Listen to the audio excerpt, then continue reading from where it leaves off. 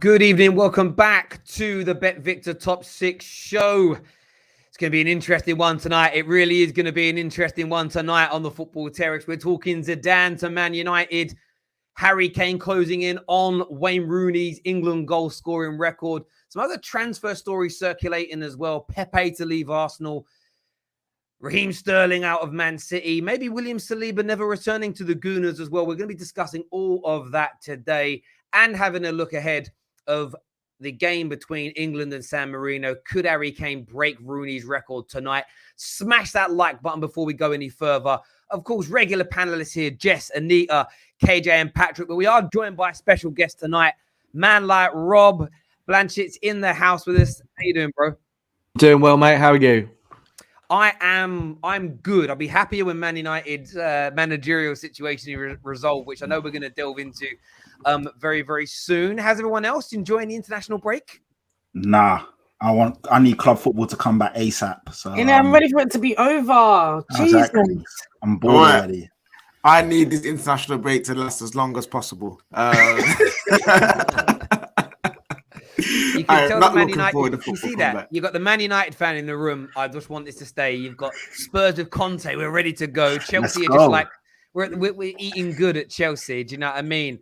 So it's Rob, I assume you're a Man United fan, right, Rob? I certainly am. I knew you reported on United. I couldn't quite remember who you actually supported in terms of that yourself. Someone here, this is a great question. Maybe not. Why did Rob block me on Twitter? Maybe look at yourself. Maybe look at something you probably said that was rude. He's had a fair few in the last 24 hours because I shared something that he said on Twitter. And it was accurate. It's his words. But there we go. But Rob, I wanted to start with you first of all, because I know there's a lot going on at Man United. There's people getting frustrated that 1 minute it's Brendan Rodgers that's buying a house, then Poch is going to leave PSG, then things might be close with Zinedine Zidane. From your point of view, what's the latest with, first of all, Ole Gunnar Solskjaer being removed from his job and the potential of Zidane being his replacement? Well, I tweeted earlier on about Ole that it's not really if it happens, it's more really when it's going to happen. I think he's lost the confidence of the United board now. There's still the story obviously being pumped out from the centre and from Manchester United and the football club is that everything is calm. And I think they do feel calm, but they're certainly going through their candidates now and looking at what their options are. And Zidane is a huge option for them. So when you sort of talk about him going, a lot of Man United fans have kind of got this impression. A lot of rivals keep saying he's not going to be sacked. He's going to survive the season. Can you imagine a scenario where he survives another month, 2 months, gets to May? Yeah, I can. And I think the thing is with Manchester United and their targets is that they need to kind of play the game at the pace that they feel comfortable at. So, of course, the fans will want change and they'll demand change and they'll stamp their feet. The true thing that will only get rid of Ole Gunnar Solskjaer in the next few weeks is bad results. So, if Watford is a complete catastrophe and the next 2 or 3 games don't work out for him, then he'll go quicker, sooner rather than later. But yes, there's absolutely the option there that he's still in the job at Christmas. And lo and behold, for United fans, he could even be in the job all the way till the end of the season. KJ, look at your...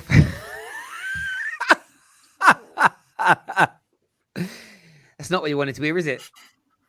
Hell no, bro. That is the last thing I want to hear because I believe, there's literally that belief in me that if he does last to the end of the season and he does get top 4, he's going to stay for the next season. And then the cycle will just continue until, one, his contract runs out in another 2.5 years, or the club decided to renew his contract again and we'll just be stuck in this place. Rob obviously knows the board a bit more than I do because of his contacts and who he knows and the job that he has. But I have no trust in this board to make the correct decision. I have no trust in this board to take us forward in the right way. So even if Ali is dismissed, do I believe we'll get the right target? No. Do I believe we'll get the right target for the right reasons? No.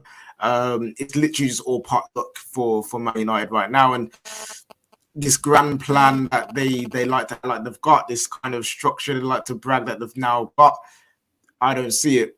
And if there is there, I don't believe in it. So it's very tough right now for any Man United fan to look at our board and say, yes, we trust them with their decision making to keep Ollie for however long they want to keep him, and then we'll get someone better in the summer or whenever they choose to sack him. There's no trust in that happening. Rob, I want to ask about Zidane and the Ollie thing. So my understanding is they have had conversations with representation of Zidane, that there've been contact that's been made. If Zidane, I'm just going to paint a hypothetical here, tonight says, actually, I want to take over, would that make United sort of execute the sacking of Ollie? Or would they still say, well, that's great, thank you, Zidane, but we're going to give Ollie some more games? Like, what way round do you personally think it would work? I think that United, all the way through, certainly from the start of the season, had a really good transfer window, and the board were willing to obviously go with Ole. He's their guy. They were willing to go and see how it went. Let's be honest, 15 games into the season, it's been a complete nightmare and a disaster. So that's the feeling with the United board. And of course, now when you go to people like Zidane, Brendan Rodgers, you might look at other targets weeks ago like Conte, you've got to kind of assess how much it's going to cost you, what your bottom line is going to be affected by in terms of money, and does it actually make your senior playing staff happier and that they'll play better football and win you more games? So there's all these things to kind of consider. So I think that's with Zidane, we know that he's not really in any rush. He's certainly a major target, but he's willing to do the waiting game as well, the same thing that Manchester United are doing. And I think this is where Ole might have a little bit of breathing space. I don't think he's now viewed as the kind of the long-term manager of Manchester United. I think United themselves are a sign that there will be a new manager in charge at some point, whether that's the summer or Christmas or even next week. I think that's still all up for grabs. Rivals, any one of you, Neats, Jess, Patty, when you hear like that from the outside looking in as non-United fans, do you think that's the right approach from the Glazers or the wrong one? Like, what's your take on it? Go ahead, Anita. She's smiling on, fam. Like, just lay honest, fam.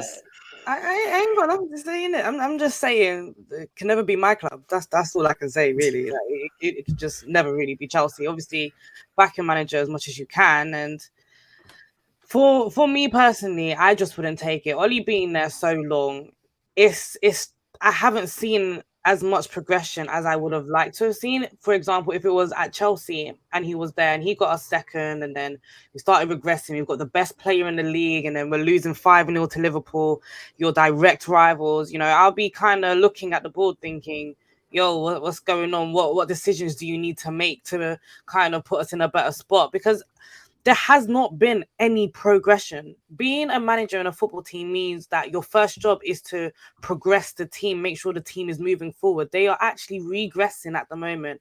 And it's kind of embarrassing. Like, obviously, this is not a dig at Arsenal, but Arsenal are now ahead of them. Bearing in mind, at the start of the season, every Man United fan was laughing at Arsenal, saying that they'll be lucky to get a top 6, top 4.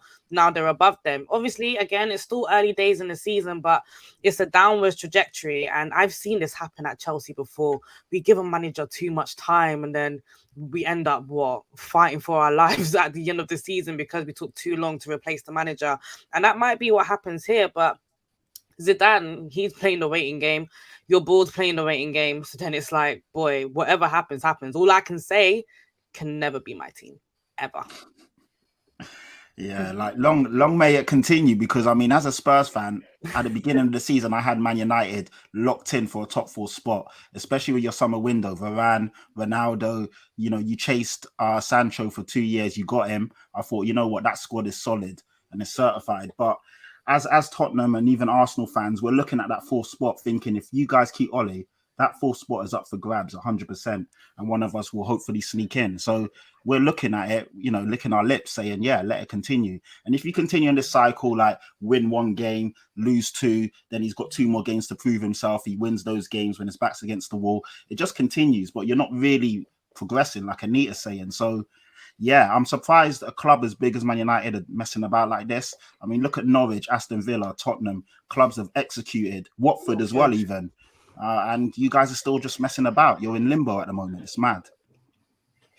Yeah, I'm not going to lie. When Rob was saying that, he could stay. Ollie could stay until May. The first thing I did was look at Terry and KJ's face, and that's not what they want to hear.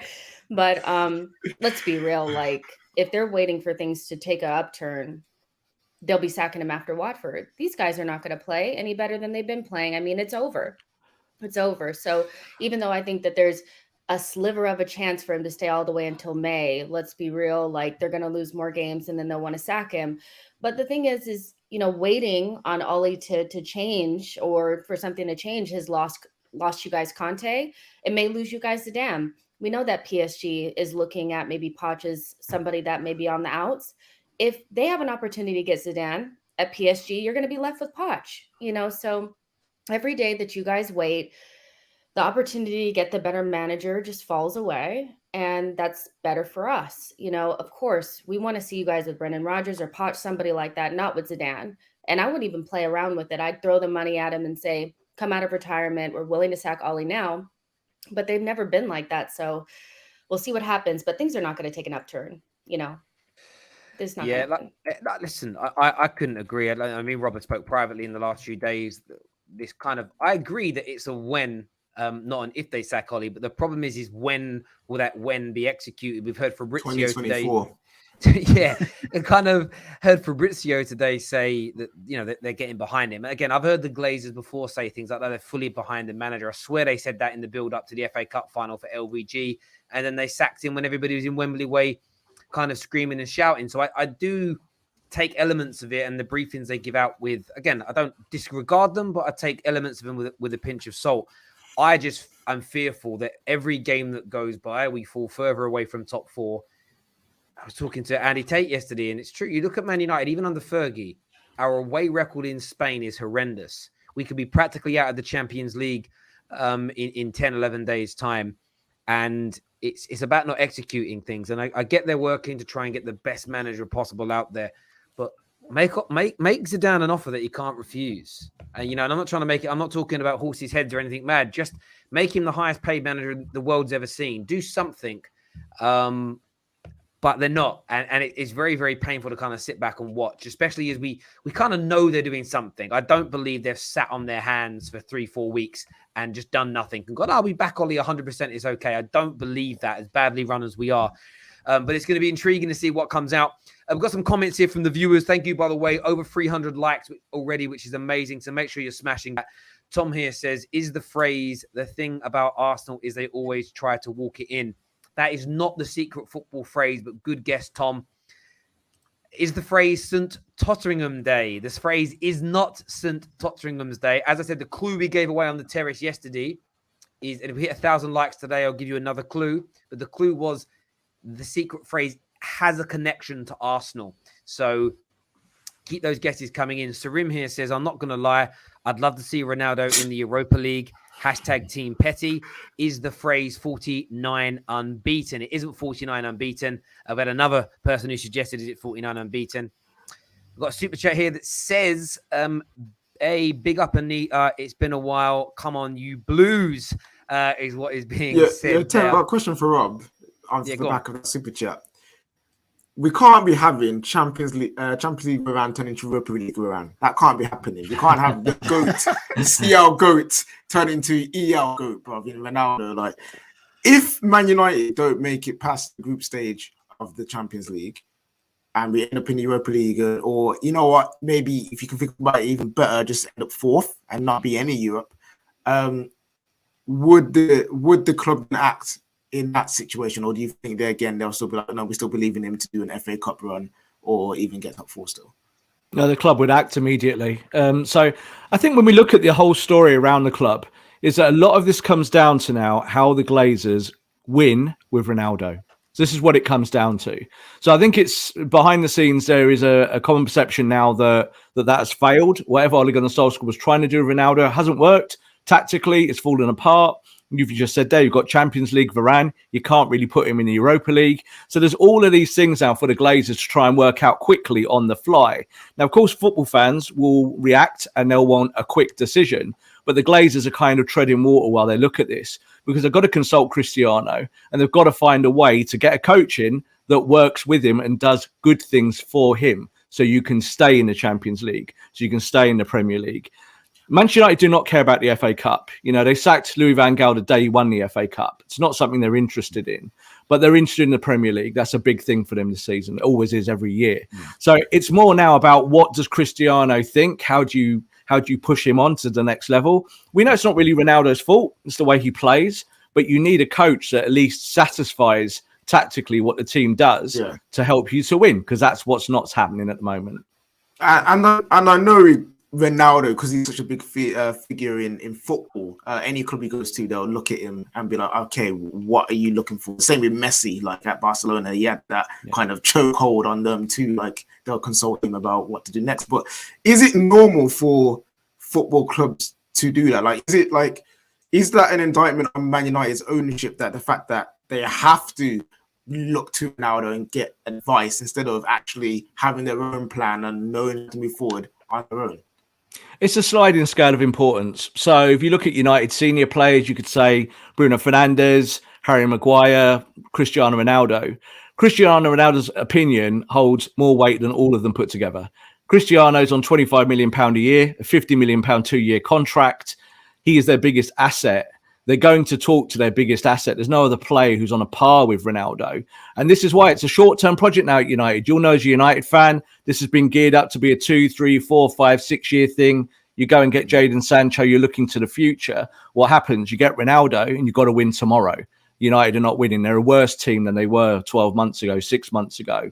You can't blame Cristiano, but you're going to say to him, how do we make this work with you? Because you're only here for a short window. And if they fail with Ronaldo in the team for 2 years, the Glazers know that that makes Manchester United a much less valuable asset to them. They need to win. They need to win quick. And it means that they just need the right manager now. And that's why I think they're kind of treading water and waiting. I don't see Zidane as being the perfect choice. I really don't. I think United need a tactician, and Zidane has tactics, but he does it more through committee, like Ole Gunnar Solskjaer does, with a range of coaches with him. I think United need a proper tactician that knows the Premier League. And that's really important for this project for United to go forward. So, Rob, off the back of that, why don't United push the boat out and get Ten Hag then? Because I think the thing with Ten Hag is that he doesn't want to leave mid-season. We know this with Ajax. He said it. He's been very public about that. And the other side of the coin is that they've done the Dutch thing with Van Gaal. It didn't work. Tried to play a faux Dutch system that was slow, and United looked like they were going backwards, and it didn't work. Ten Hag is a great coach, and he's done well at Ajax. Bayern Munich wanted him at one stage. Does that mean he'll be successful in the Premier League? I don't think there's any guarantees with that. He could come to the Premier League and be shown up very, very quickly. United know this. This is why United are a little bit fearful of some of the rounded names around the kind of talk of a manager. And so that's why Ten Hag, I don't think, is even really in their conversation or in their thoughts at the moment. Like, would you want Ten Hag at Spurs? Would you want it Ten Hag at Spurs, or would you want a winner like Conte? You know, Conte's won the Premier League. That's why Tottenham pulled the trigger. You know, if you got Ten Hag and ended up 10th in the league this year because Ten Hag's building, Spurs fans would go mad. So Man United are on a complete other planet when it comes to this, that if you don't win immediately, then the world burns down. And the Glazers know this. The Glazers know they need to win with Ronaldo. I said this the other day, right? Well, no, yesterday. There's only 3 managers in the world that tick all the boxes. As in, they're proven winners. They can handle big egos. We know they can win the Prem. They're proven in England. And that's Klopp, Pep, and Tuchel. That there's no other managers in the world. There's always a problem with one of them. Ancelotti. No, Ancelotti's past his best now, isn't it? He's past his best now, isn't it? Like he ain't even. But you get my point, right? Like there isn't one manager who you get linked with where you go perfect fit. There's always, maybe we need someone who's more technical. Maybe we need somebody who's more tactical. Maybe we need someone we know has handled those big egos at a gigantic club. Nobody fits the bill 100%, which is Terry. Everyone in the comments saying Conte. They said you forgot. No, but he's got everyone had reservations about him. The start of football. People said no, not even that. People said doesn't do it in Europe. So my point is, someone who does it in Europe has done it in the Prem and can handle the big egos and has been at a giant club before. There's only 3 of them that fit that bill, and we're not getting any of them. There's no way we're signing any of those 3 managers. So I'm kind of in a place where I'm slightly relaxed, because the one thing I know, whether it's Ten Hag, whether it's Zidane, or whether it's Rodgers, it will be better than under Ollie. I really think, and I feel horrible 100%. saying that. So it's going to be better. So I'm trying as a United fan to not get myself bogged down. I just want it to happen already because I understand why. I get all the rationale as to why we're doing it. I know why they're briefing the press saying they're behind him. Because what else are they going to say? They can't come out and say, we're trying to find a replacement. We're struggling. Bear with us. We're sacking him. They can't say that. They would never be. Yeah, they but couldn't. They can't. They can't. I know the concept, but for me, it's like, it's the whole 3 games thing.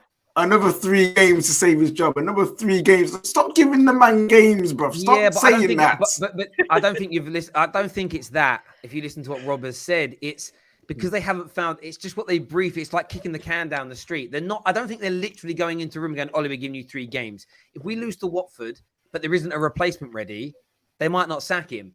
But if, as I say, if Zidane on Friday afternoon says, I'm willing to join, and then whatever happens in the Watford game, he'll probably lose his job. I just think they haven't been. The biggest issue with United is we haven't been able to get the deal over the line for the manager. That if we could have got a top-class manager, I think they'd have sacked him already. But no one wants to join now for a variety of reasons. It sounds like to me. It's kind of funny because I feel like that kind of happened with Chelsea under Frank Lampard. We saw the run that Frank Lampard had, and a lot of Chelsea fans were just thinking, when is he going to go? Like, why is he not being sacked yet? And then Tuchel came available just after Christmas, and then 2 games later, Frank Lampard got the sack. You know, it's all about timing, and it's all about having that patience and understanding. If you sack Ollie now and you don't have a manager in place, who is going to be that interim manager? Think about it that way. Who is it going to be? Michael Phelan? Is that what you want? Ollie's interim right now. Like, that's basically all it is. He's interim right now. He's just holding space for whoever they get. And right now it's just difficult because that person, like Anita said, is probably not available, but you're going to lose games in between there. And that's what's dangerous because those games are Champions League games, Premier League games that you can't get back.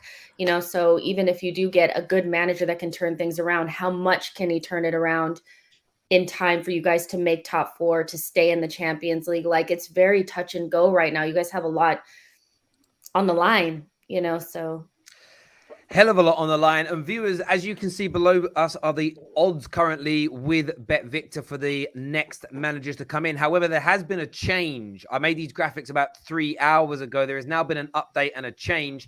As you can see with the app up in front of me, Zidane has now moved to 3-1. So his odds have been cut in half. Now, remember, this is based on people's betting patterns as opposed to any inside information, but people are starting to put money on it. So I'm a little bit annoyed I didn't put a little £5 flutter on it earlier on today because I'm going to do that now live on the air because there's a chance. And Rob's got me believing. I'm joking, Rob. But I'm going to stick a little £5 there on Zidane because those odds might shorten. They might increase again. But I don't want them to get any closer, especially after we get beat by Watford at the weekend. Hint, hint, nudge, nudge. So I'm locking that in right now. You can get the same odds as me. The link for the next Man United odds are pinned into the live comment section, or they're in the description below. So go and check that out, my wonderful people. Up next, though, I want to talk a little bit about Raheem Sterling, Pepe, and maybe William Saliba, all with potential transfers on the horizon as well. We've got some super chats to do as well. A lot of you have been guessing for the Football Terror secret phrase. Let's go take a look.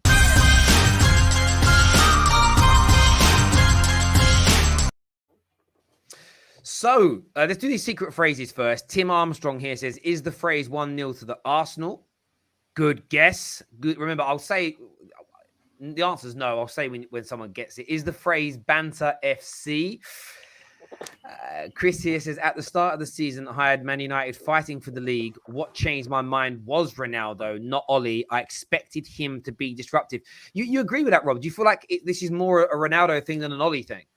I think they got it right when they bought Sancho and they bought Varane. I thought it was a perfect addition to 2 positions that United have suffered in for years. And the one thing they didn't need was a striker that doesn't press. So I think Ronaldo's an icon. You know, he's a hero. We know why United fans love him. And if you put him in a team that's mid-table, he'll score you 50 goals.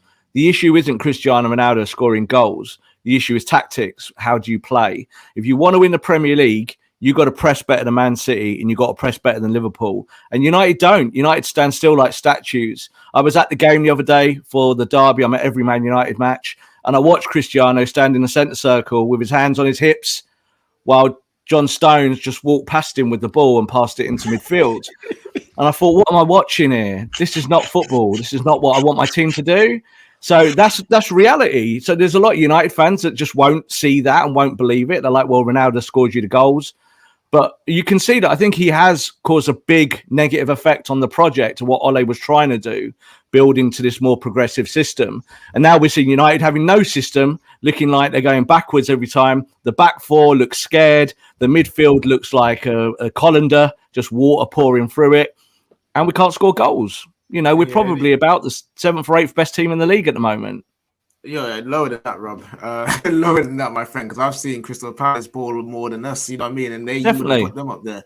But yeah, like the original plan, you could see it was building up to become Rashford, Greenwood, and Sancho as a forward line. That was definitely the original plan with Bruno in behind, feeding them all. But you bring Ronaldo and you've got to make a sacrifice. And unfortunately, it was actually Jadon Sancho, the one that they sacrificed, because Mason Greenwood got more game time than him.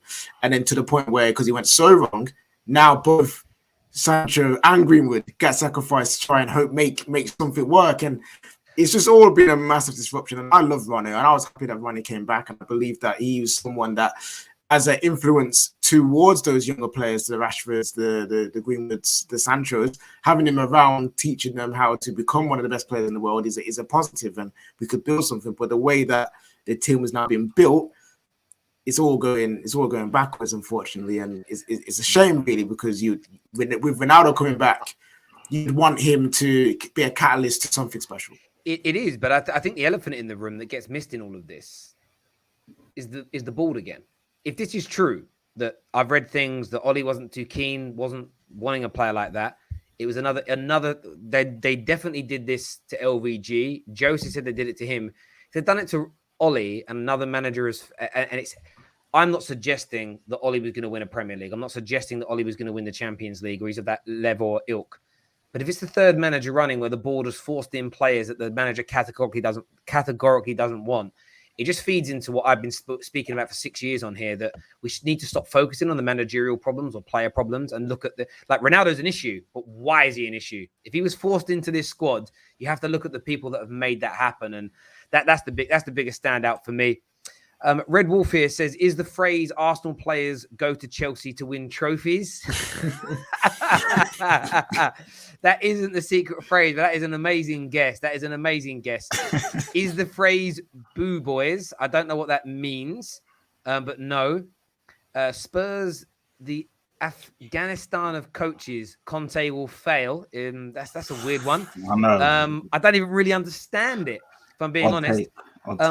I disagree with Rob on the committee. It's more that the team he had already been coached by Ancelotti and Mourinho. He needed a little adjustment. So it was more of a balance issue solved by Zizou. Thank you very much, Urim James. Is the phrase Wenger ball? No, it's not. But thank you. By the way, thank you to Mark for becoming an official member of the Terrace. And we are struggling to press and a defense before Ronaldo against Southampton and Wolves. Ronaldo has never pressed and his teams have still won. It's all on Ole, is what Mr. Singh has got to say there. Keep them comments coming in. Let us know what you think. If there are any questions you've got for the panel, let us know. Jess, Pepe and Saliba. Rumours are plenty around socials today of potential exits for both of those individuals. Give me your take on that. Well, I want Pepe to go. I think like some Arsenal fans are still kind of thinking that he might be that guy that they saw in the compilations killing it in France for one season. He's not that guy. It's not Arteta's fault. He doesn't fit the system. He was never that guy. I don't know if people realize this, but he's 27 years old, which means that he should be in his prime. It's very unlikely that he'll get much better than what he is now. This league does not suit him. It just doesn't. This team does not suit him. And he's been here for 3 years. At the end of this season, it'll be 3 years. So he will need to either re-sign or get an extension.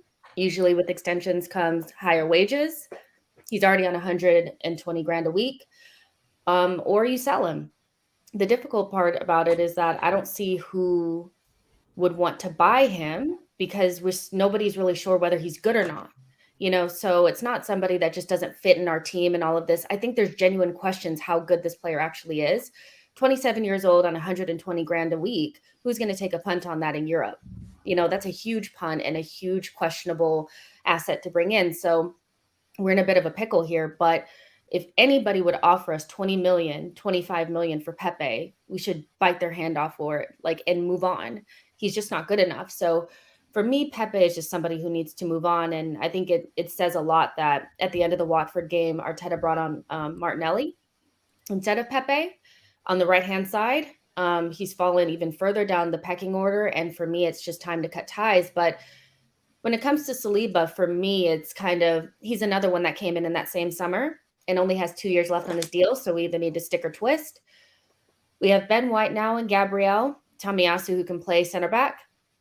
If we're not in Europe, which I hope we are, but even still, he's somebody who can start for Marseille and is probably looking to try to get into the French national team setup. Why would he sit on our bench? It's still going to be very difficult for him to get into the side with Ben White and Gabriel in the team. You don't really rotate your center backs that often. So I always thought it'd be a long shot. I wouldn't be surprised if he moved on, but if Marseille wants Saliba, they need to cough up at least 40 million. We shouldn't sell him for anything less. He's right up there with some of the best young center backs in the world. And so am I frightened for him to go? No, because Ben White and Gabriel look great. Tomiyasu can play center back. Would I be sad? Yes. But they need to cough up the dough. There's no way we should sell him for anything less than 40 million. 40 million for a player that's done really well on loan. He's got high potential, but he's never played a game for Arsenal. So how can you demand? It doesn't matter if he's ever played for Arsenal. I know Liverpool are renowned at getting high money for players like Brewster, who's never played for them, or Solanke, who's got limited minutes. But to say that he's a 40 million pound player, but never played for Arsenal for me is a bit much. Maybe 30 going off the performances he's had, but to ask for 40 and he's never played for a club as a side of Arsenal, bit too much in my opinion. I don't think so. I mean, I think if you look at if you listen to the reports from people that watch him in France, he's really highly rated. So for me, Marseille, if they want him, need to pay more than what we spent on him because he's better now than when we bought him. We bought him at 18. Now he's looking really good. I mean, most Arsenal fans feel like he should start. Some feel like he should start now. So for me, 40 million is where it would start. There's no reason to even entertain it if we're going to be giving him away for what we bought him for if he's better. And he is, so there's that. Nobody's ever really worth what you buy him for. Let's be real. Ben White is not worth 50 million. You know what I mean? Sancho is not worth. Well, he is worth 50 million if he keeps a 40 million pound player out your team. I would say I agree with. I would say this. The one thing with Saliba, I know there was one telltale sign for me, and Rob might disagree with this. When every journalist was talking about his loan move last year, the way they kept on emphasizing there's no obligation to buy. At the end of every sentence, they were throwing no obligation to buy. That was a telltale sign for me that Mikel Arteta doesn't really fancy him for one reason or another. There's something about it. To have 3 years away when he's as highly rated as he is, it seems like there is to be an issue. And now the worst thing for Saliba is your defense is looking really good. So that it isn't like you guys are screaming out for something to change. And this is the conundrum for even Gunners. If your defense keeps being as good as it's been in the last 10 games, why would you want to change it? There's no reason to. Why is everybody freaking out about it? I feel like when we had Mustafi and Socrates back there, it made more sense. Now Arsenal fans are crying about a player that, I don't think he's better than Ben White. And I think our center back pairing is perfectly fine. And again, Tomiyasu is going to end up being a center back and he's great. So I don't really get it, but at the same time, I know Ekram, Terry, so maybe, I don't know what his levels are in terms of what he knows and what he doesn't. But Sam J. Dean also came out with a report that said the exact opposite, that Saliba wants to come back. Arsenal wants him to come back. So I still think there's a chance for him to come back, but I think it's more likely that he's sold, because the reality is if I'm Saliba, I'm not sitting behind Ben White and Gabriel, you know, for potentially Europa League matches. Like, you know what I mean? And I think your point makes sense. Yeah, Arsenal might want him to come back. He might want to, but is there a place to play? That's the more reality. Like, Neats, what's your take? I don't know. Okay. Firstly, the 40 million thing. I get why you'd want 40 million for him. I don't think that would necessarily happen.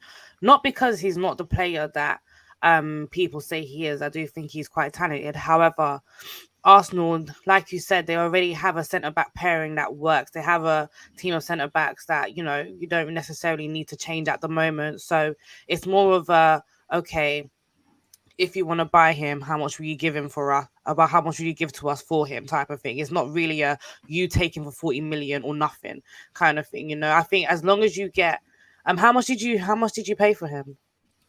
27 million. 27. I don't know. Million. If you do get the 27 million back, I think that's fair enough. Personally, that's just my opinion on Saliba. But I don't know. I think it.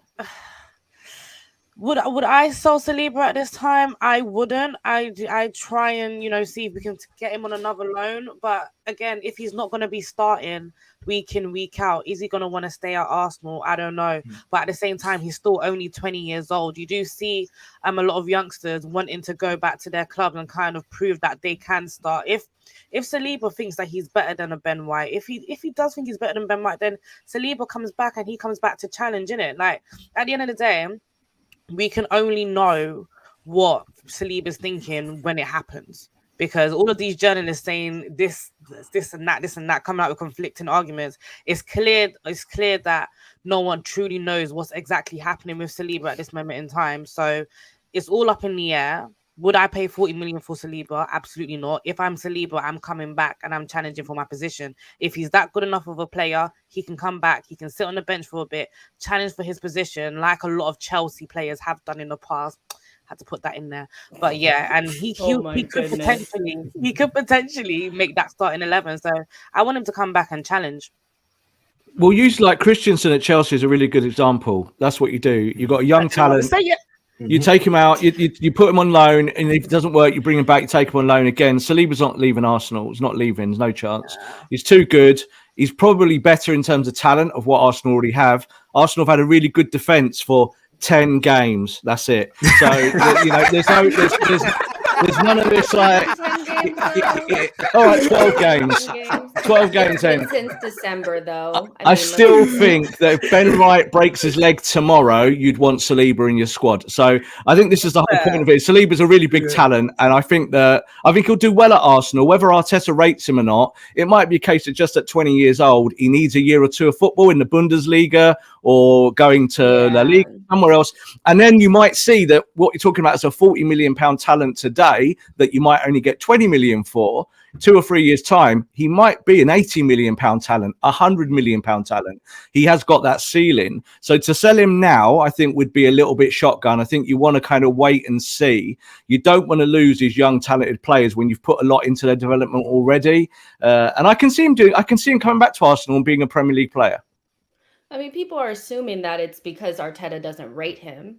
And I don't see how sending a player out on loan necessarily means that. Sometimes it's just they need a loan, and people are seeing how he's doing now, and they're like, well, he's always been this player. It's Arteta doesn't have talent ID. He was not that player 2 years ago. These loans made him that. So give Arteta a little bit of credit for that. But do you know what I think, though, Jess? What's changed is when he was going out on loan the last 2 times, Arteta out was the loudest movement. Now that you've had these 12 games and suddenly everyone's minds are changing, it's, maybe there's something in it. Maybe again, how you view the manager. I've always felt like that, though. No, but not you, because I'm answering your point earlier about why are people freaking out now. And they're freaking out now because things that Arteta's doing, they're agreeing with. So therefore, their rationale changes around why Saliba going out on loan. My only question mark would be, how many players, and I'm talking at the big clubs, have let a player go out 3 times on loan, and then that player has nailed it for a long period of time at that club afterwards, as in excluding Chelsea. Harry Kane at Tottenham. Harry Kane at Tottenham's a really good example, but my point is, you'll find 2 or 3 examples. but the vast majority that go out on loan that much never make it. Or if they do play regular, like Jesse Lingard played quite regularly for Man United, but he wasn't of the quality Man United needed, and he went out on loan quite a bit. There are a handful of examples, and Harry Kane is a prime candidate of somebody that went out and did that. But the vast majority you see that go out alone 2 or 3 times. The amount of times I've seen youngsters at United, they go out alone again and then again. By the time they go on their 3rd loan, I'm like, it can't be that good. They're coming up 21 soon and they're not playing regularly. When Saliba was 18, he didn't actually go out. Like, this is his 2nd loan. He never went on a full loan before. It's not really, though. It is because you bought him and then you loaned him back to St. Etienne. So it's a loan.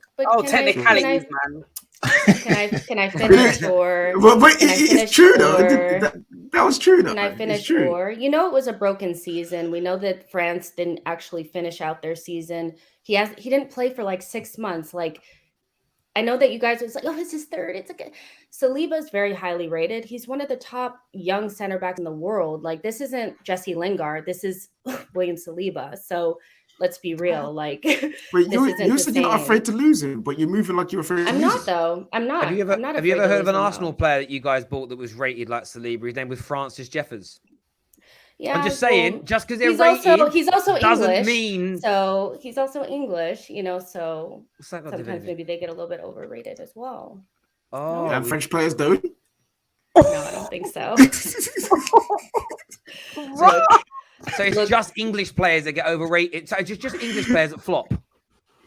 I didn't say that they flopped. See, there you go. You put words about it. All I'm saying is that you're trying to equate William Saliba are you suggesting that there's never been a player? Has there never been a player with a non-British passport that you've gone, wow, he could be amazing, that's turned out not to be? Has that ever happened? All I'm saying. Yes or no? William Saliba are not the same. I do think the opposite of me. I think English players sometimes are overrated. You think that they're usually underrated.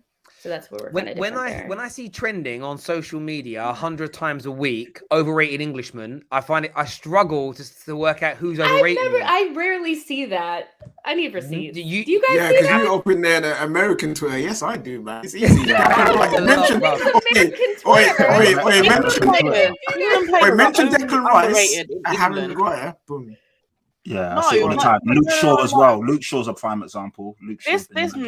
I'm not having it because you mentioned Declan Rice to a Chelsea fan base. They're gonna off their pants, bro. Like, I'm not having it. We all think that Declan Rice is an amazing talent. Like, we all think. Really, you guys know I love Declan Rice, but really and truly, I think he's better than what he actually is in reality. Like, a lot of us do think that. Let's not get into it. Harry Maguire was, the best thing since bread and butter during the Euros. So let's not even do that. Jordan Pickford, I was having an argument the other day about, even though it was Aaron Ramsdale, they're both English, I was having an argument with someone, and someone was saying, Jordan Pickford is a world-class goalkeeper. He's way better than... you know what I'm saying? Like, there's a balance there. Like, some of us do overrate England players. Some of us underrate them. Like, it's a fair balance. Just ain't crazy. It's a fair balance. No, I hear the point. I just used my point about Francis Jeffers was nothing to do with nationality. It was just that because you're young and you're young and rated, that's not like a prerequisite or a guarantee. I could name a foreign player at Man United that came through who was classed by Fergie as the greatest finisher he's ever seen at the club. His name was Kiko Makeda. Didn't work out. But you know what I mean?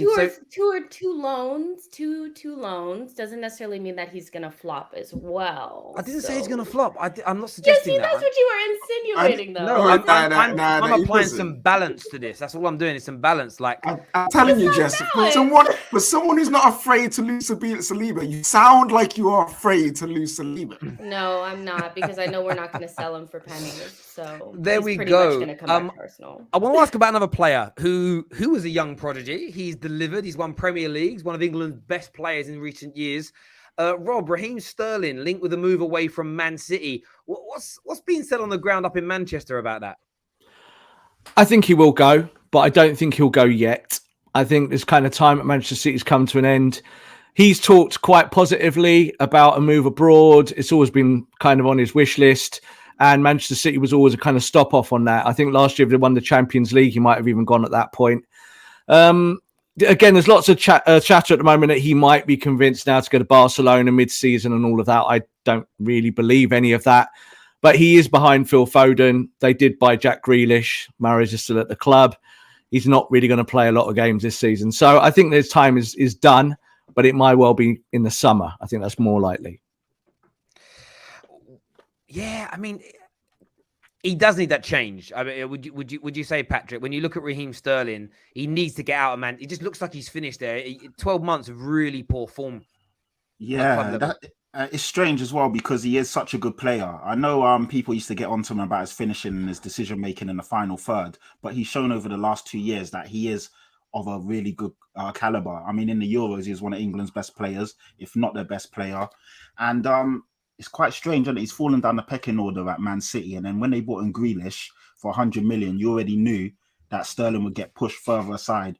Foden's coming through as well. So, yeah, I think if Sterling goes to another club, you'll see the best of him again because people have almost forgot how good he is. 2 years ago, he was probably Man City's best player.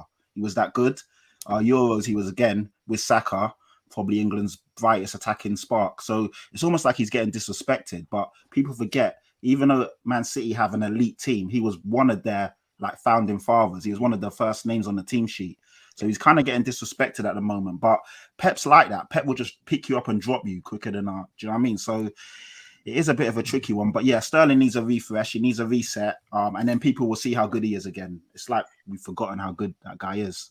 It's crazy, yeah, because I blame Pep solely on Raheem Sterling's form. My guy, get a striker, yeah? You can't keep playing someone left wing, right wing, centre forward, week in, week out. You can't keep messing with the guy. He plays very well as a winger. Get a striker, solve your problems, and Raheem Sterling will be back to where he was before the whole Jack Grealish sign, before where he was 2 years ago playing with Sergio Aguero. That's the Raheem Sterling, and he's still there. You saw it in the Euros. Yeah. He basically bailed us out in the first couple of games single-handedly. It's Pep's fault. What are you doing spending 100 million on Jack Grealish? What are you doing, bro? I said it at the start of the season. I will say it again. They did not need Jack Grealish at all. I don't understand what Pep was thinking with that panic buy. They didn't need him at all. What they did need to do is fork up the peas for Harry Kane. Whatever they could have done to get Harry Kane, they should have forked up the peas. And this whole Raheem Sterling, his form at the moment, it's annoying me because I know he's a world-class player. We all know it. We all see it on the pitch. But his output has been lacking because where are the goals coming from? He puts the ball into the box. Where's it coming from? Who's there? No one's there. You know, you often see these dead balls coming from him. Why? No one's there. You often see him running straight into the box as well. He's not a false nine. It used to frustrate me when Sarri and Conte and Jose Mourinho would play Eden Hazard false nine. This is going to frustrate me even more. What the hell? It just doesn't make any sense. I blame Pep solely on this one, man. Hey, another club of a striker. He's cooking. On the Grealish thing, I think if he actually bought a striker with Grealish, no one would be complaining right now. Because I feel like what Grealish does would have been supplemented by that. One of the biggest issues for Grealish and for Sterling and for all the wingers is they ain't got a bloody striker. But even if they do bring in a striker, that means for me, Raheem Sterling's gone. Because they need to balance them books somehow. You know what I mean? Unfortunately, Raheem's going to have to be one of those guys. And he's quality. I love Raheem. You know what I mean? And in my opinion, he is a City legend. City fans can tell me if he's or not. Sorry, 1-0 England. Harry Maguire with 2 goals in 2 games. Hey, shut them out, bro. Look at that. First, I'm making this stat up. I'm going to say it. First ever England centre-back to score in the opening 10 minutes of back-to-back England games. I reckon that's a pretty good shout at being a fact. Roy Keane's going to be pissed. Roy Keane's fuming right now. I beg. Tell me, did you do this again? I beg you did it again. I beg you did it again. Please. No, he didn't. He didn't this time. He's got a T-shirt that says "Keno, you're a mug." Oh, it's funny. He done it. He scored. There we go. I knew an Harry would score tonight. But I thought it would be Harry Kane who'd score straight away. Do you know what? Neat. So back to your point about look, you're right. We all get predictions right, and we all get predictions wrong. As you know, in fan sort of fan content. You will get things right, you get things wrong. Sometimes people tend to want to forget the things you get right. Jack Grealish, for me, is doing exactly what I thought he would. He's got a few goal contributions. Being one of them, the ball hit me in the face and went in. So I don't think that really counts. But he just doesn't look like the same player. He's not even creating as many chances at City as he was at Aston Villa. There's something that hasn't quite clicked there. And I do think you're right. It's that striker. It's that focal point in their team. And I've got the current odds up from BetVictor, of course, our partners for this show, to win the league. I'm still shocked that City are favourites. And I look at it, and honest to God, if they don't go out in January and spend big and bring in a prolific or a very good, at least, goal scorer, a target man type player, I can't see him doing it. And like on Raheem Sterling leaving, I think he needs to. I agree with you, Rob, to be fair. I don't think he's going to leave in January. Although it feels like a weird January this year, like because of Conte going going to Spurs. There's a lot of talk about Gerrard getting money at Villa. It feels like there could be a few deals that happen in January as opposed to normal where it's kind of quite quiet. I see Raheem Sterling staying because it's very unlikely City are going to get a prolific goal scorer in January. They can't then afford to lose Sterling as well, can they, Rob? I can't imagine that. No, they can't. And I don't think they've got any intention of buying a striker unless Harry Kane becomes available. So I think that's the bottom line, is that they wanted Kane. It didn't happen. We all know why it didn't happen. But just talking about tactics there, I think when you got someone like Phil Foden, who I think could become the best false nine in the world in the next 10 years, there's every chance. If you're Pep Guardiola, you look at that and you think, buy Raheem. Because it doesn't work like that. You see, I just think when you look at that and you think when you look at what Foden's ceiling is and thinking of how good he is, I just think that Foden could be a 25, 30 goal a season player.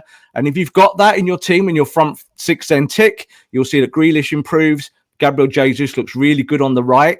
I think they're the favourites for the title by a long way. I think it's them and Liverpool and then everyone else. Interesting. I don't know. Someone here says this channel does not like how City plays. I mean, Rob just said there he thinks they're favourites. It's not about not liking how City plays, David. I think it's with respect, and I appreciate your opinion.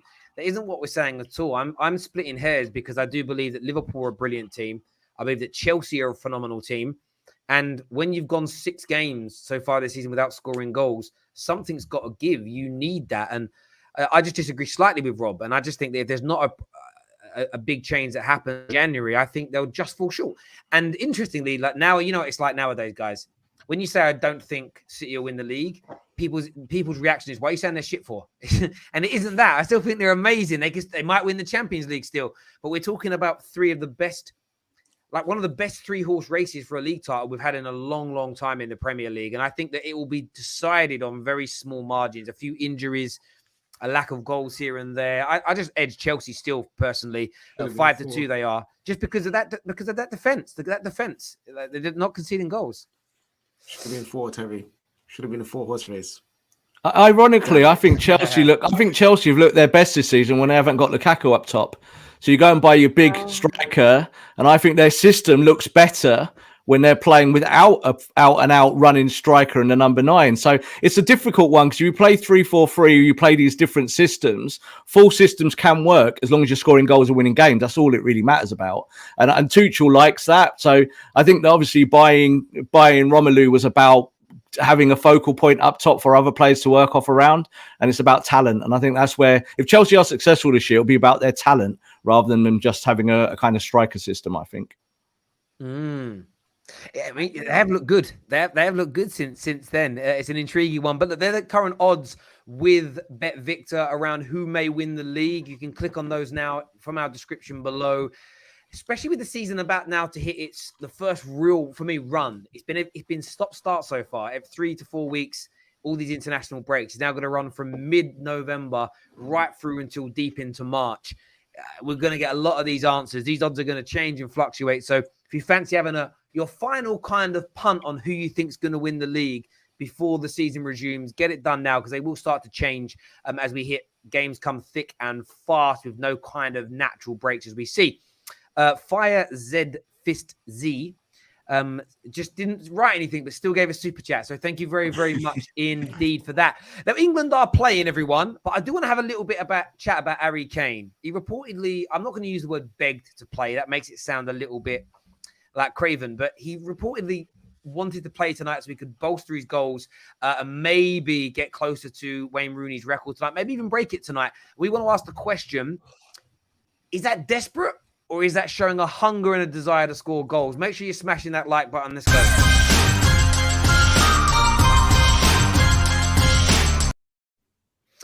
Patrick, I'm coming to you first on this. Harry Kane proved to us the other night after scoring a hat-trick that he really has been downing tools to Tottenham. He just literally went straight back into a team where he wants to be. And man, he looked like he scored that hat-trick straight away. Do you know what I mean? Straight away. Showing Spurs what he really thinks of them. Now, I'm only joking, but he's asked to play tonight, and he starts tonight, as you can see. We've got some of the odds for correct scores on the screen as well. If you want to go check that out, people. But do you think it shows desperation from him chasing down Rooney's record, or do you actually like seeing that hunger from your striker? Yeah, no, I love to see it because I've not seen that hunger really in a Spurs shirt. I know you kid and we joke about it, but I haven't seen it. And like Rob said, when he sees Ronaldo just standing in a semicircle or center circle watching the game pass by, I've seen that at the ground when I'm watching Kane. He's just standing there like a statue, just still not making those runs. For England, he's been situated in the box, and you see that hunger and that desire. You see how good of a finisher he is. He's still a world-class player, right foot, left foot header, making all the right moves, all the right runs. And, you know, the guy's still a quality player. But I don't see it as desperation. I see it as somebody that wants to smash records and prove to everyone that he's the best. I know he's a bit unlucky playing in the Spurs side where it's not happened for whatever reason. So why not try and batter the England record and just show everyone how good you are? Because the guy is quality. And maybe he does need a refresh and needs a reset. I don't know what's going to happen with Harry Kane at Spurs, but yeah, when for example, when Kylian Mbappe goes and scores 4 goals for France against a crap team, no one says anything other than, well done, Mbappe, you're showing you're a world-class player. But when Kane does it, you do hear a bit of murmurs and a few whispers and a few jokes. And I don't know if it's because we're English and we hear it from the other side, but if anyone else goes and scores 4 goals, 3 goals of Ronaldo or Lewandowski, you don't hear that kind of. That's the opposite side to exactly what Anita was saying. How you get it, you do get it from both sides. Wayne Rooney had it. Rob will remember this as a United fan. It'd be like, I know he broke the record, but how many of these goals have been against average teams? And then Robert Lewandowski's and Ronaldo's and whoever's, you know, Messi's goal scoring records are celebrated. Some of the teams that they play against are maybe not as bad. Well, all the European guys play against San Marino once or twice, and it does seem to be only the English players that kind of get scoffed at when they perform against the left. We had it the other day. We beat Albania 5-0. It's the first time in their history they've conceded 5 in the first half, and we were told not to be happy. It's very strange. It's very strange. Like we do. That's the one thing I would say. We do one good thing, and it's like you can't be celebrating that. Yeah. I'm like, all right, chill out. Wait, listen, go check Pele's international goals. See how much of them are performed against Bolivia and them and there, and then Maradona. Like all these top players internationally, you just gotta score what's in front of you, and you just literally will score goals against these smaller nations. If anyone's complaining, they should go complain to FIFA about why they're letting these small nations play in these big competitions. I personally don't see an issue with it because everyone deserves a chance to be on Saka the stage. scored. But, oh, well done.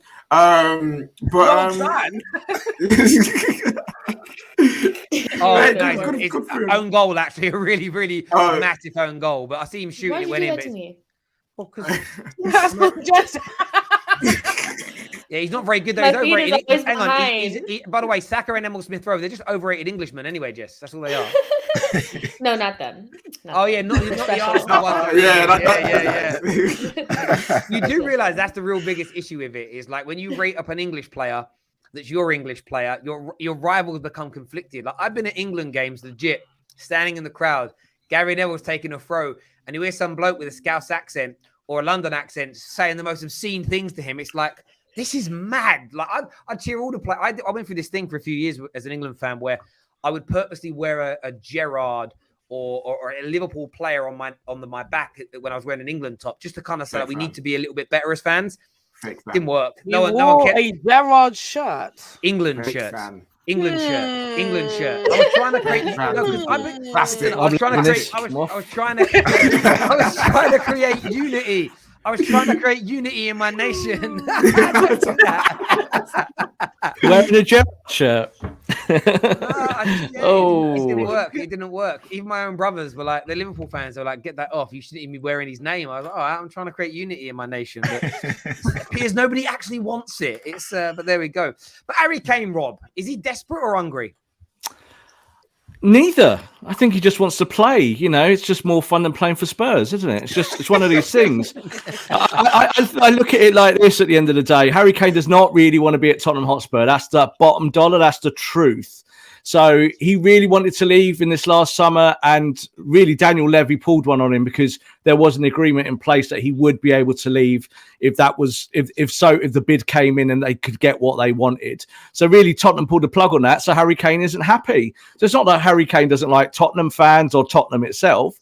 It's just that he feels that he wants to go to a club where he can go and win things. Now, they've brought Conte in to do that. That was part of the reason why they sacked their manager at the moment. They want to facilitate that, have a successful coach. Conte's system will fit Kane.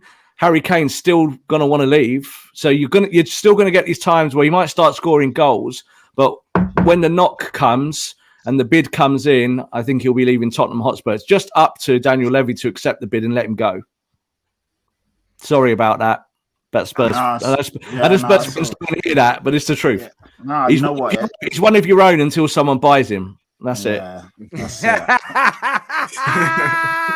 Truth bombs tonight. Yeah, it's true. I mean, we all know Harry Kane supported Arsenal anyway. So stop it, man. Stop it. Can you imagine it when he gets the move and then it all comes out, all these pictures when he was a kid or the posters? Imagine he goes to Arsenal. Oh, that'd be amazing. Would that be more painful than Sol Campbell? No, he would never do that though. He would never go to Arsenal. So. Never say never in this world, my bro. Never say never. Happening. Never say never. Bro, they used to say Spurs would never make the Champions League, and look at you guys. You got to a final. You made a final. Yeah. He'll either go to Man City or, believe it or not, he might go to Newcastle. Now that would really blow your head off. But that's the kind of signing that they'll be looking for in the summer. Something that's sensational and crazy. And I can just see him there going, you know, I always wanted to be Alan Shearer. Here I am at Newcastle. The money works. It would be a kind of deal that might happen. If he does that, he's an idiot. I'm sorry. That makes no sense. Like, you can't be talking about winning trophies and then go to Newcastle. True, come on, but he's got more chance at Newcastle than at Tottenham. No, he doesn't. No. No. He is. The thing is, I like Newcastle. I don't want to come on there looking like I hate, but I'm just you got to be realistic. That new ownership, bro. You telling me that's not better than Levy, fam? Nah, it's not. And they can only spend They can only spend 200 million in the next 2 years or so. Yeah, are you even going to spend 200 million in the next 2 years, fam? Yeah, of course we will. FFP is a myth. You just make it work. They'll just go and get their airline to sponsor Newcastle for like £1 billion, and then FFP is out the window. So I think the thing is that saying that there is some truth behind the Newcastle thing is because they're going to look at real superstars in the summer. They've kind of held their ground in this transfer window. They will obviously buy someone in January, 2 or 3 players, but I think they're going to really go for it next summer. And with the World Cup coming, Harry Kane will be a prime target for a mover and a shaker like Newcastle. You'll be sick, but Newcastle are, they get bigger crowds than Tottenham in a way, in terms of like their history of their fan base. And I don't think Harry Kane wants to play for Newcastle, but if you're giving him £500,000 a week, I think he'll want to play for Newcastle. Right. If they do manage to circumvent FFP, if they work out a way to legally is in the game, the laws of the game, do it. Then you go there now. If they can't, then no, I don't think you will go there because it's a 5 to 10 year project. But if suddenly Harry Kane playing for Eddie Howe, like listen, do you know? I learned this in life a long time. Everything is for sale at the right price. Do you know what I mean? Everything. Do you know what I mean? It's just ask Angelina Jolie and Madonna. Everything at the right price is for sale. It's true. When Sergio Aguero was at Atletico Madrid and someone told him about Man City, he didn't know who they were. So it does happen. It really does. And players will look at it when the money is in their face and maybe the potential winning, because I think Newcastle could win the Premier League in 2 or 3 years. I really do. I think they've got that money and that wealth. Harry Kane could well be the centerpiece of all of that. I think it will take way more than 2 or 3 years. It takes way more than that to build a team and then also get a top manager in as well. Yeah, it's true. But If Yeah. Harry Took Kane City 4 years, and I said it would take them 5. So they beat me by 1 year when I did a report on it years ago. So I think this Newcastle, the wealth they've got is just obscene. They've got more money than the other 19 teams put together in the Premier League. So if they flex that muscle, they'll definitely go for the biggest piece on the chessboard that they can get. To be fair, if Harry Kane did go to Newcastle, still didn't win anything, his legacy at Newcastle would definitely be bigger than at Spurs because Newcastle are a bigger club. So it makes sense. Alan Shearer's son. In what sense are they? In what sense are they a bigger club? The way to excluding that. You lot are trying to wind me up, innit? You lot. We're a bigger club. They've got 2 Hollywood movies that feature Newcastle. Newcastle are not a bigger club than Tottenham. Goal was classic, bro. They're not. No, they are. No, I would say about the same size. They're not. They're the biggest. Nah. Trophies, no. Sad, Pat. Stadium, no. You Commercial guys have a revenue, really no. Hang on, bro. Stadium. You What is haven't got a it? football Worldwide stadium. fan base, no. Yeah, but your There's football no. stadium is not really a football stadium. It's like a It is a football stadium. It's like a shopping mall with a park in it. Do you know what I mean? It's not No, really. It's a brand Wait, new can I football tell you stadium. something though, Patrick? Can I tell you something though? So Yeah. when I was at the Fan Fest in LA and I was talking to some of the Tottenham fans, you know what they told me? I was like, so why are you a Tottenham fan? Because I found it very weird that they would choose Tottenham in the first place. I didn't want to follow any of the big clubs, so I chose Tottenham instead. That's literally what they told me. I heard it 5 or 6 times. Yes. And it was great. So basically, you're like a little niche. You like them weird blokes. They can buy any trainers they want, and they pick high tech to be quirky. Do you know what I mean? You're indie club, bro. Yeah. We were all outside. If you was a football team in school, you man did art class, fam. That's what you man would do. That's I'm not buying it. I'm not buying it. Patrick, you're very quiet. Like you believe, you know it in your heart of hearts. No. I don't believe any of that. So I mean, I hear what Jess is saying, but if we're being honest, Tottenham were never one of the big, founding clubs. They were never somebody that was looked at as a top or big club. Over the last 10, 12 years, we've considerably finished in the top 6. Obviously, had a few good runs. We lucked up with Pochettino. When he came in, Poch wasn't considered a top manager. We lucked out on that. Poch grew as Tottenham grew, and now obviously Tottenham are considered one of the top 6 clubs, big 6 clubs. So I hear what Jess is saying, because other fans from around the world would have looked at Tottenham as, if you don't want a glory hunt but you still want to follow a decent club, then you would follow Tottenham. But I get it. But to say Newcastle a bigger club than us, nah, I'm not having that. Not having that at all, man. Do you know what? I'm changing the subject. But San Marino might be about to concede the most unluckiest penalty I've ever seen in my life. Oh, no. You stop saying it. No, the guy puts his hand up to say something to the ref, and Phil Foden has a overhead kick that's going wide, and because his hand's up calling for the ref. Hang on. He's gone to look at the screen. It's hilarious. He puts his hand up to go offside or something. The shot is shanked. It hits his hand. Why is he? Oh, that's so peak, man. Leave them alone. Leave them alone. Don't give it. Don't give it, man. Ref. The referee's looking at it now. Please don't give it, ref. Please, ref. It's not handball.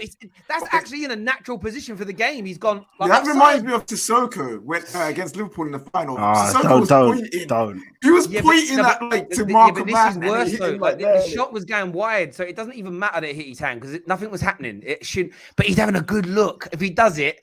This is the worst penalty decision I've seen in my life. It's so unlucky. It reminds me, Rob will remember this. He's old enough too. They are, aren't they? Hang on. Yeah, they're going to give it. Hang on. Penalty given! There you go. Come on, Harry Kane. Let's go. Rob, do you remember that penalty? Harry Kane, Rob, do you remember that penalty that Man United? Do you remember that penalty Man United got against Liverpool? When I want to say it was Gary Neville, but it might be somebody else that pulled Jason McAteer's arm onto the ball. Oh yeah, and they gave him ball. It was hilarious. Literally, he was shadowing the ball. Neville pushes his arm into the ball. We got a penalty for it. It was brilliant. Yeah, and no VAR in those days either. No, Rossi's been booked for it. They booked him for it as well. Unnatural position, though, isn't it? Unnatural position. Kane, do the right thing, man. Just roll the balls to the goalkeeper. Actually, in San Marino, Kane is putting it in the top corner. You know, he's doing the top corner. Oh wow! I actually feel bad for. I never felt bad for England winning a penalty in my life, but I do on this one because it's San Marino. I mean, they're going to get slapped anyway. Let's go, Harry Kane. Harry Justify Kane. your start. He's stepping up. Justify your start. Oh, if he misses it now, he shoots it. Oh, he buries it straight down the middle. Never in doubt. Newcastle captain. Never Oh my in God. doubt. Oh my God. Kane has just done this. No, he hasn't. He hasn't. Oh, don't do that. There we go. Joshua here says, Rob, let Arsenal fans get gassed about their mini 10 game run. Put that one When up they get already. blown apart by Liverpool, it's back to reality and fighting for 8th again, is what Josh has got to say. Losing to Liverpool's the end of the world. Yeah, Jess, you are Jess. All right. You sound like Jess, you literally sound like the Wicked Witch of the West when she was melting. I'm melting. Relax, man. Relax. What's this here? It says, this is a question for Rob. Can FFP stop Newcastle from signing Daniel Levy? Maybe that's not for Rob. I don't think they want him. No. Can you imagine? Hang on, is it going to be 4-0 here? No. Right. That man like Daniel says, like asking your kid what trainers do you want, and they pick Skechers. Respect Skechers. Respect Skechers. Remember them trainers with the wheels in it? Was it Heelys or something? The Heelys. Yeah, Heelys. Yeah, Heelys, Spurs bro. are Heelys. They're Heelys, bro. Spurs That's are brilliant. Heelys. Spurs are Heelys out here. This says here, if Newcastle want Kane, they'll first sign Levy. Right. No. Levy will sell for the right money to the right people. There's no debt, especially after the season that he's had. And who knows what Conte's asking for. Jess is melting. You do sound like the Wicked Witch of the West. You did. Okay. Yeah. Proper. It's that Hollywood accent. It's that Hollywood accent that's doing it. So there we go. Is that all of the agenda done? I think it is. I think we've gone through it all. Yeah. Lampard. Oh, yeah, we'll touch Lampard. I just want to say quickly, when it comes to the odds on this England game, you can go onto the BV app now. They're not even offering any kind of score. Look at that. There's no odds on Sanmarino. Oh, wow. Jesus. Not even a cheeky, 1-0 backs against the Wolves. But I don't think, because it's in play. So there's already 3 England. I don't think they've scored more than 2 games in a game, goals in a game in their history. So there's none on that. But you can take a bet punt here. I'm going to have what we reckoning on the score here. I'm going to do this now in live in play. What are we reckoning on the score? 6-1. 1? Yeah, I think. Wait, what is it? You said the one, Patrick. Yeah, Patrick, 6-1. are you okay? Nah, give him. No. Hold him 6. Just give him 6, and I think we'll be done. England will switch off at some point. All right, I'm going to go with 6-0 then. All right, 6-0. I'll do it 6-0. I think it's going to be much higher. But viewers, what do you think? The link for that is, I don't know. The link, I might have pinned it to the live comment section. I don't know. Yeah, I have. It's pinned to the live comment section. If you fancy having a quick in-game flutter on this, we've gone with 5. 6. Sorry, it could be 6 by half time. But there we go. It is that, again, players switch off after a big score line, so they might just take it easy. And it was 5-0 at half time, a couple of days ago, and they switched off in the second half. They might as well not come out. So they should take it easy, man. That man got work tomorrow morning. You know what I'm saying? So is Reece James on the bench? I assume so. Yeah, Trent's playing, so yeah, it looks like it. If they sub him in, then it's like another 2-3 goals or something. So let's not play that. Another overrated Englishman there. Another To overrated you! Englishman. I like Reece James. Everyone knows I'm a secret Chelsea fan anyway. That's what I get accused of all the time right now. Is Kane Tottenham's GOAT? Is the phrase "we won the league in Manchester"? It isn't. We won the league in Manchester. Harry Kane is Tottenham's Premier League GOAT, no doubt. Not greatest player of all time. He ain't touching Jimmy Greaves. Right Some now. might say Gareth Bale. A few of my friends say Gareth Bale is Tottenham's Premier League GOAT. So maybe he was wavy though. He was Gareth. He's argue. He's up there with one of the greatest British players of all time. So there's an argument for it. There is. Bale's levels. The comment here says Troops was showing how Arsenal in the last 8 have the best record. Who does that? Lol. Add 2 to that. I can't wait for Arsenal to come back down to earth. I can't speak for what Troops was saying and doing, but Arsenal fans are very confident right now. They really are. Speaking of confidence, Lampard, what's he going to do? Is he going to go? I've heard that, first of all, he might go Rangers. It's 4-0. Harry Kane just got a second. He was going to go Norwich, and then he wasn't. There was links to Rangers. That now turns out that there's nothing there. What's going on with your star boy manager, Neats? Oh, my star boy manager, Rich. I don't know. I feel like he didn't want to, apparently anyway, according to what I've heard, he didn't really want the Norwich job to begin with. And I get it, because I just feel like it's a catch-22. If Norwich go down, then, you know, everyone's going to say Frank Lampard failed type of thing, even though it is just Norwich and Norwich is, you know, expected to go down regardless. But it will still taint his CV a bit. And Steven Gerrard came out with some feisty lines today. And I kind of agree with the route that Steven Gerrard took. You know, like he was out of the lights for a bit, and then before taking a Rangers job anyway. And Frank Lampard could take a page out of his book and kind of, you know, go back to, I don't think he would do this, but go back to kind of training the youth and kind of, you know, just building up his CV from there, kind of learning the trade of the game a bit better. I doubt he will do that. I think Jermaine Defoe is in line to take the Rangers job. So whatever Lampard is going to do next is really, I have no idea. Like, I have no insight on that whatsoever. But I don't know. I don't think a Premier League job is for him right now. I do think he needs to take it back a notch, and wherever he does try and want to go next, I do hope it's probably a Championship club or a League One club, something like that, or maybe even take it to Scotland. If Jermaine Defoe doesn't want to extend at Rangers, then maybe even take over at Rangers and see where that takes him. But a Premier League club fighting for relegation at the moment, not for him. I think he made the right choice there. People say that he chickened out. He was just being smart, in my opinion. To be fair, I don't think a relegation would have harmed his career too much, you know, because he's a young manager.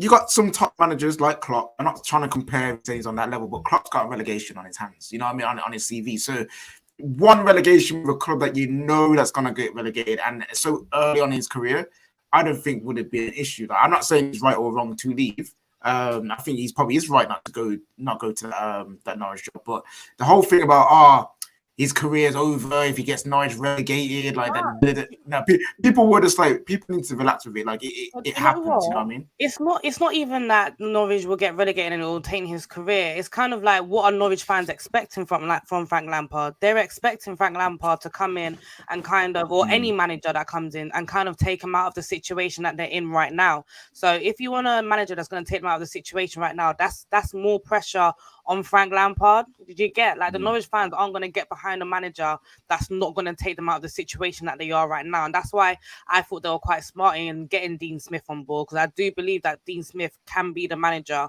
to take them out of their situation. Will he be successful at doing it? Who knows? But at the end of the day, he is a manager that has proven himself in the Premier League, and he's been in sticky situations with Aston Villa and gotten them out of that. Yeah. So Frank Lampard is best suited for it. I think what's interesting about it is that even if he kept Norwich up, or it goes down and gets them back up again, Norwich don't spend the money or have the ambition to kind of progress. So it's almost, yes, you can get experience there, but I think Lampard, I think you're right. I think he should go back to the Championship or outside of the UK, out of the limelight like Gerrard did, but try and go somewhere where, you know, they're one of the best within their kind of arena, or have the financial clout within their arena to kind of not always be like, I felt sorry for I can't remember his name now. He was in charge of Norwich. Daniel Farke. Yeah, that's Daniel Farke. It's almost like, spend some money, give him a chance. They just kind of came up and did nothing. You're on a road to ruin, irrespective. And I think Dean Smith obviously knows that, and he kind of knows, irrespective of keeping them up, next year they're fighting relegation. Every season they're fighting relegation. I don't know if that's the best place for a manager learning his trade. I don't know if that's healthy. I think you need to be somewhere a little bit, so almost like a middle of the road club in a lower level, just to learn your trade. Because it seems like with Lampard, a lot of his issues were more about man management and how to handle people rather than the training and tactical side. But we'll see what happens. It's a bit 50-50 because the tactics weren't great. Just putting that out there. The best of tactics, but I do think you're right. Like, he does need to go back and just kind of learn the trade a bit better. And I don't want to say that.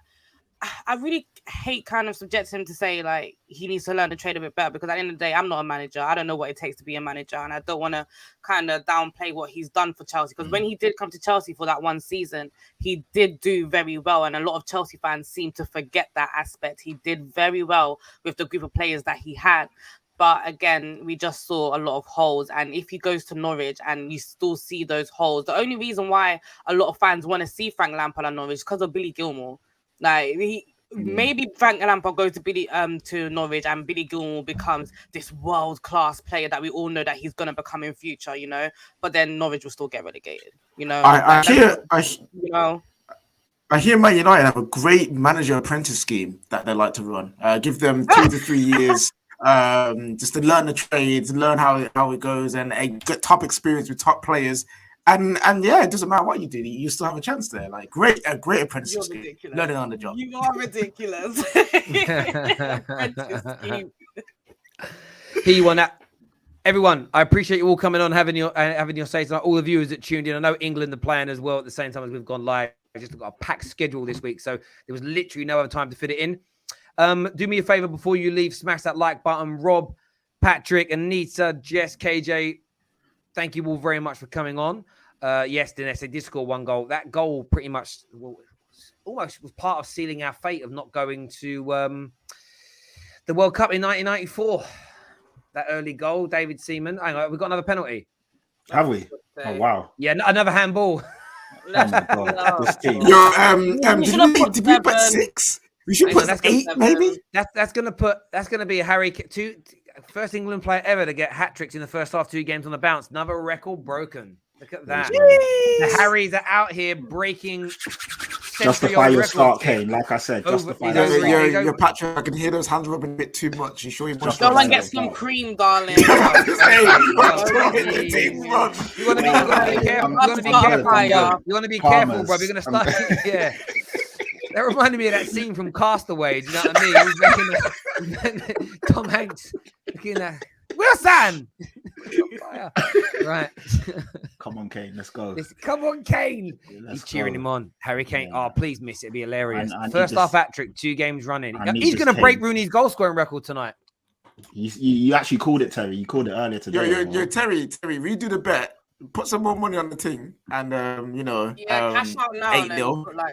They're not giving me no cash out odds now. Not when it's 5-0 at 38 minutes. I should never take bets from a Spurs fan. Innit? It's all Patrick's lack of ambition. Patrick. I said what a penalty. Top corner. Even the best goal in the world wouldn't save that. Yeah. Look at that. Kane. Harry Kane. Not bad. What a finisher. Is the phrase shift of power? It's a really good guess, but it isn't shift of power. But listen, everyone who's tuned in, thank you. Bet Victor, always appreciate your support here on the Football Terrace. Make sure you go sign up to your free account now. The links are in the description below. If you do have a responsible little flutter of £5 or more, you do get a £30 free bet on top. Go and get yourself signed up now. Maybe go and have a little prediction of how many goals you think England are going to go. I've actually put a different bet on as well today at 10-0. I did go at 10-0. I did 10-0 before the game begun. I actually put it up on here, and that was 21 to 1 to happen. So I need 5 more goals. I put a little tenner on that, so I could win 210 quid tonight if that comes in. That was my pick earlier on today, but there we go. Everyone who's tuned in,